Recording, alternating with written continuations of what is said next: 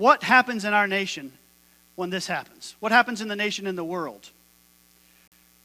God gave us an example of what's going to happen in COVID.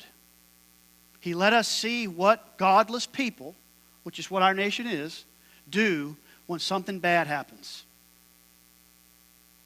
They run in fear. They fight for toilet paper.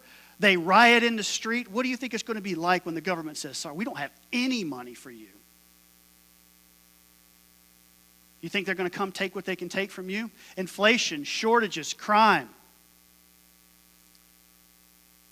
Increased government control. What may the government do to keep us in line? What about war? You steal all this money from all these nations in the world, and you think they're just going to go, oh, that's no big deal. We'll write it off. You think? And then you know how much it costs to fly an F-35 for an hour? $90,000.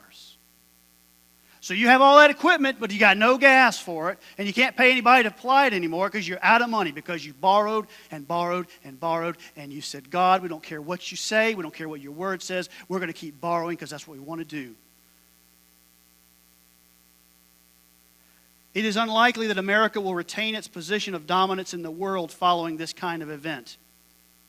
In fact, nations ruled by dictators or communist governments may replace democratic countries as the most powerful nations on earth.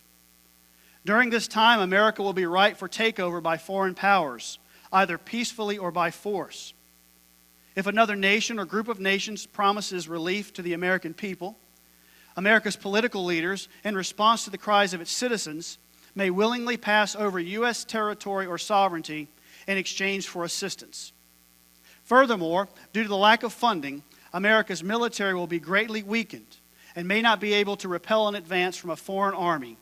Such a conflict may result in the first use of nuclear weapons since World War II. The collapse may also lead to a persecution of believers. Satan may be able to successfully convince the new political powers that somehow Christians are responsible for the collapse. Perhaps because they would not allow the prior socialist progressive movements in the country to take full sway. This will not be in line with reality, of course, but that may not stop its momentum. Irrational fear and the foolish decisions it creates were clearly shown in the response to the COVID-19 outbreak.